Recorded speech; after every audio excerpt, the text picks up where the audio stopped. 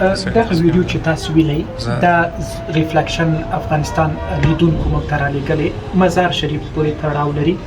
دوی ادعا کوي چې دغه شخص چې کوم نشي په حالات کې خپل موټر ته اور اچولی، بیا وروسته یو مجاهد تاسو وینئ چې ورځي تر څو دی کنټرول کړي، خو هغه نشه کې وي او د مجاهد هم خپله د وسلې مرمۍ تېره کړې وي، همدې کشمکش کې دی پر بخښه لګېږي.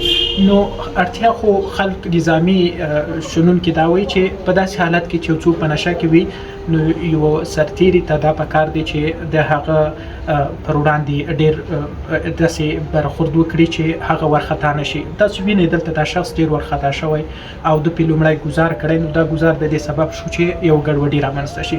او بل داسې وخت کې یو کس تګ پکار نه دی، پکار و چې دوه سرتیري وای، درې سرتیري وای، تر څو دی ښه مهار کړی وای.